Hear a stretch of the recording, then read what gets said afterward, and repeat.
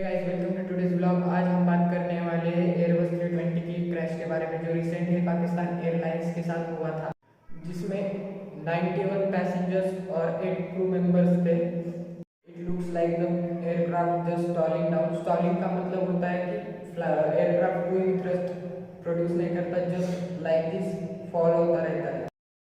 This aircraft was 15 year old.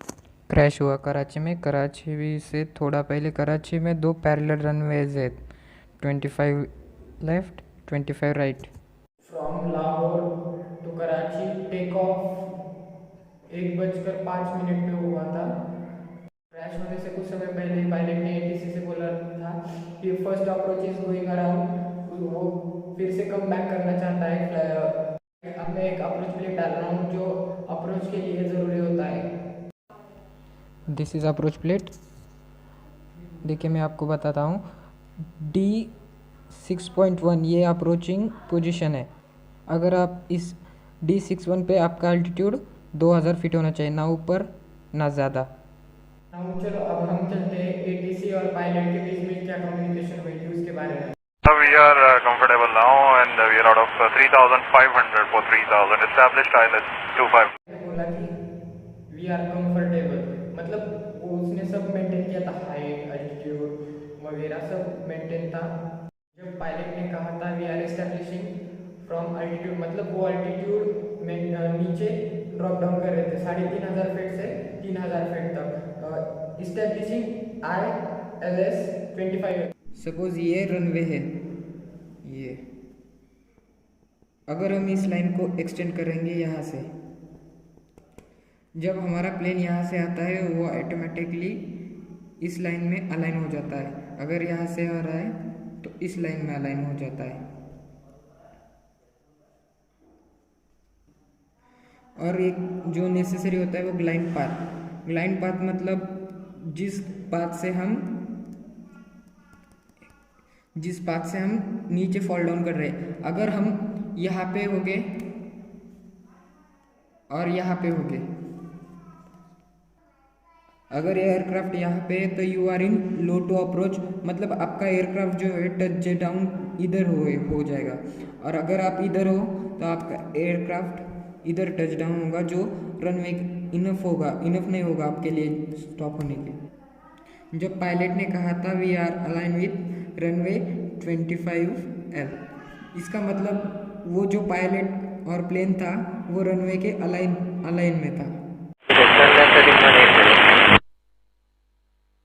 Sir, we are established on ILS 25. ATC says that turn left heading 180, but pilot says that we are establishing 25 left। इसका मतलब है कि flight land होने के लिए ready है, मतलब establish मतलब परफेक्ट अलाइन है। तो एटीसी का मतलब ये नहीं बनता है कि वो कुछ कमांड दे, मतलब 5 miles of touchdown distance passing 3,500. This is very important message from ATC, you are 5 miles away to touch down ground, descend your altitude 3,500 feet।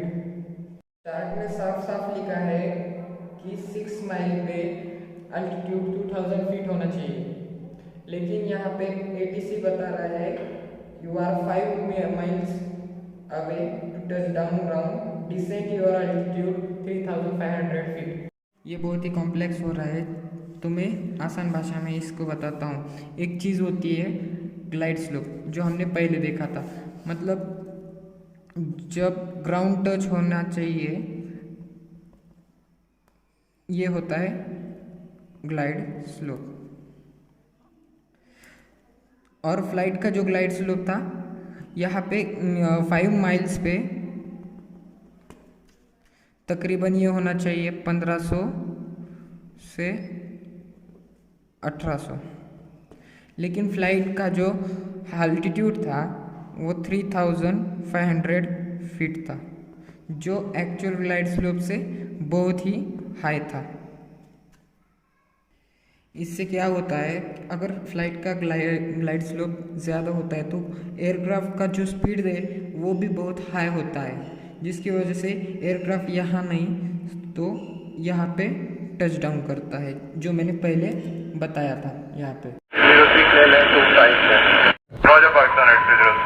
उसके बाद कैप्टन ने कहा रॉजर। रॉजर मतलब हम रेडी है। लेकिन कैबिन में बैकग्राउंड में म्यूजिक सुनाई दे रहा था कुछ लाइक टिंग टिंग टिंग। ठीक से सुनिए आप।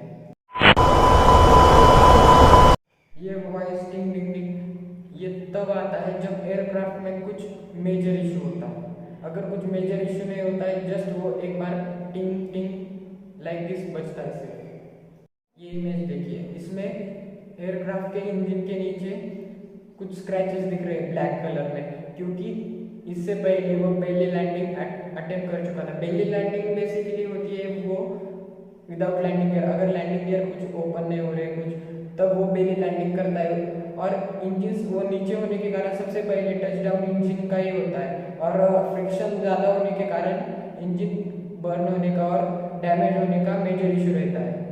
फ्लाइट ग्राफ साफ साफ बताता है कि वो पहले कराची की तरफ अप्रोच कर रहा था, बाद में उसने लैंडिंग अवॉइड कर दिया।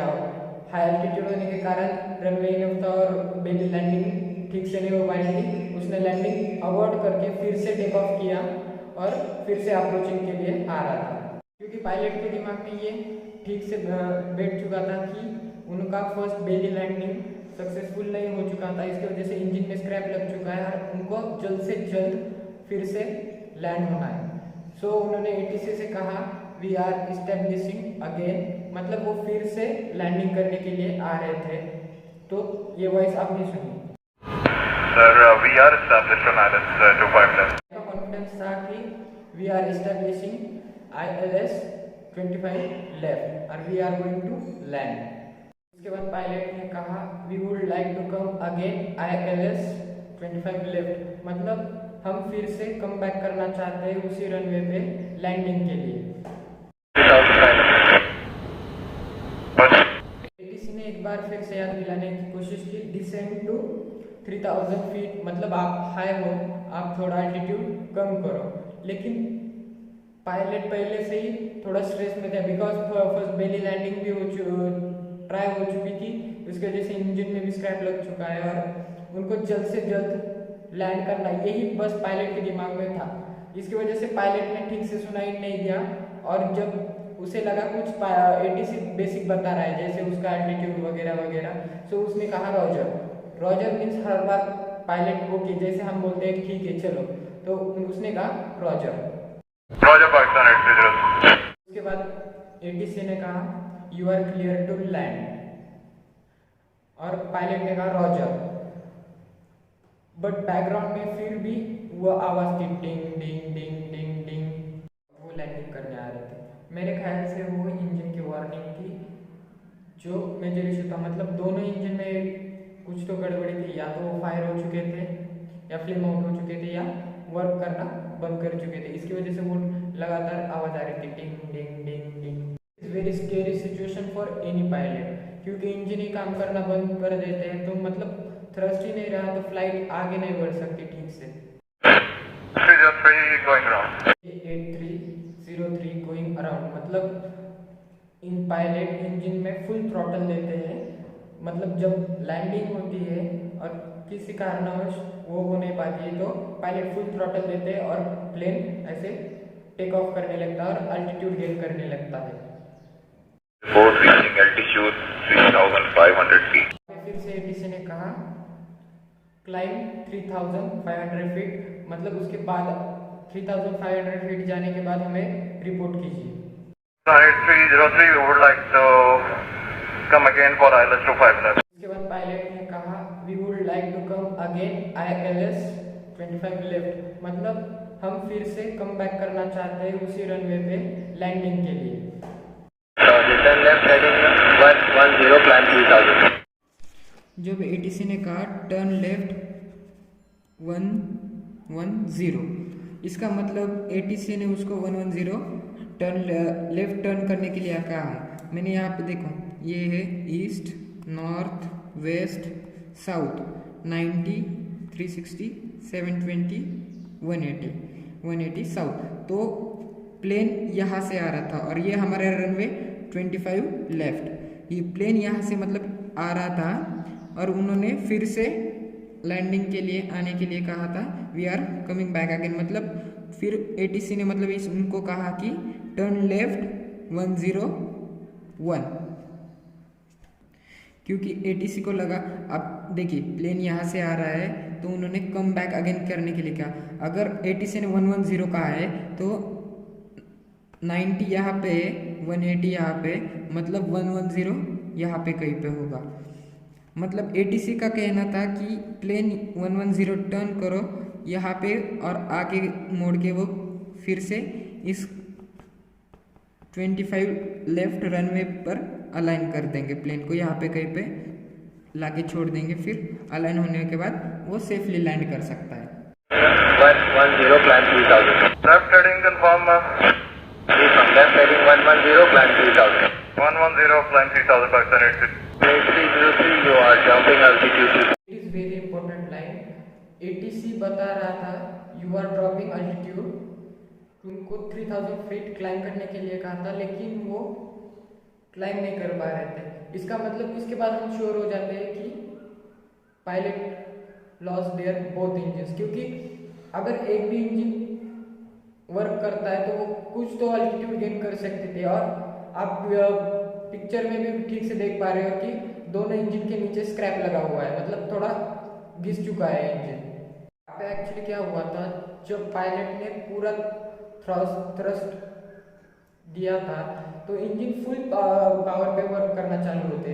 जैसे कि देखिए अगर इंजन खराब होता है और 40 की स्पीड में अगर बाइक का वगैरह कुछ होता है तो वो चल जाता है, लेकिन आप पूरा थ्रस्ट देंगे तो बहुत चांसेस है वो डैमेज होने के या खराब होने के।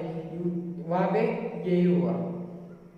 ये एयरक्राफ्ट फुली सर्टिफाइड है एक इंजन के साथ फ्लाई करने में, क्योंकि एक इंजन अगर ठीक है और एक इंजन डेड है फिर भी एयरक्राफ्ट फ्लाई कर सकता है, मतलब एटलीस्ट वो अल्टीट्यूड तो ड्रॉप नहीं कर सकता। और यहाँ पे मेन चीज ये हो रही थी कि अल्टीट्यूड ड्रॉप हो रहा था, इसका मतलब फिक्स दोनों भी इंजन ने वर्क करना टोटली स्टॉप कर दिया था। तब पायलट ने कहा we are maintaining 2000 feet.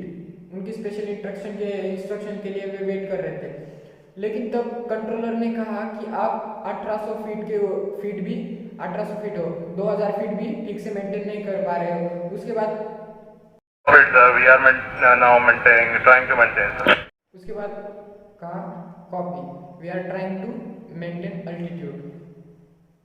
ATC ने उन्हें 110 टर्न लेफ्ट कहा था, मतलब यहाँ से यहाँ पे कहीं पे छोड़ के यहाँ से फिर रनवे को अलाइन करके वो लैंडिंग के लिए अप्रोच करने के लिए कहा था 2000 फीट पे। लेकिन पायलट को रियलाइज हुआ कि वो 2000 फीट भी मेंटेन नहीं कर सकता, वो 1800 फीट पर है और engines reducing there powers. ATC को लगा हम इनको यहाँ पे कहीं पे छोड़ देंगे, फिर अलाइन करके वो लैंडिंग कर सकते। बाद में फिर पायलट ने कहा कि we are lost M line है कि उन्होंने कहा कि we are lost at both engines. अब हम मतलब यहाँ तक जाने का समय नहीं है, यहाँ से नहीं जा सकते, we are falling down because engines are not working.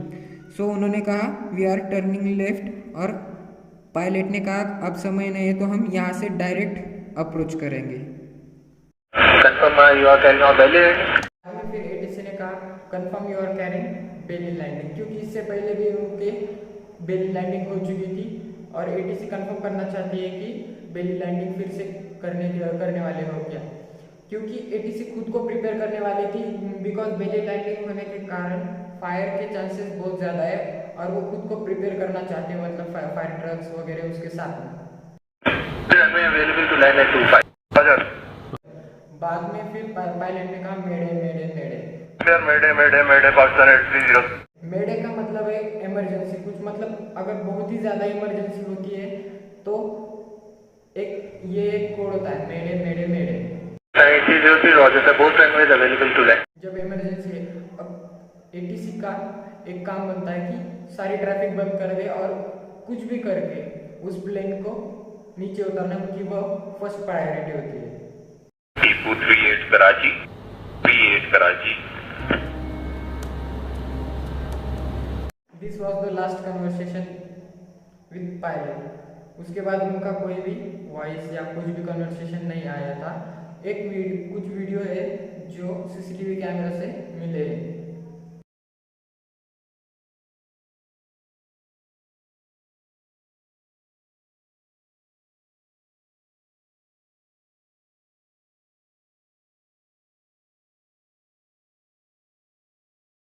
Video में देख चुके होंगे तो एंगल ऑफ डिसेंट वो बहुत ही ज़्यादा था और उसकी जो स्पीड थी वो नॉर्मल स्पीड से बहुत ज़्यादा थी, क्योंकि उन्होंने दोनों ही इंजन लॉस्ट कर दिए थे। फ्लाइट यहाँ पे कुछ क्रैश हुआ। मॉडर्न कॉलोनी कुछ नाम था, जो रेसिडेंशियल एरिया था, वहाँ पे वो एयरक्राफ्ट क्रैश हो गया। डिसीजन पे जाने से पहले आपको बता दें कि अभी ऑफिशियल जांच बाकी है और रिपोर्ट आना बाकी है। ये जस्ट हमने सीन रिकंस्ट्रक्ट करने की कोशिश की जो हमारे हिसाब से हुआ होगा। और भी इस प्रकार वीडियोस देखने के लिए और जो एविएशन सेक्टर में इंटरेस्टेड है ड्रोन्स वगैरह बनाने के, इसके बाद हम ड्रोन के फुल ट्यूटोरियल्स मतलब उसमें कैसे बनाते हैं क्या बनाते हैं ये ड्रोन्स के ट्यूटोरियल्स भी डालने वाले हैं। अगर आपको मोर अपडेट्स के लिए जानना है तो please like share and subscribe to flying कीड़ा।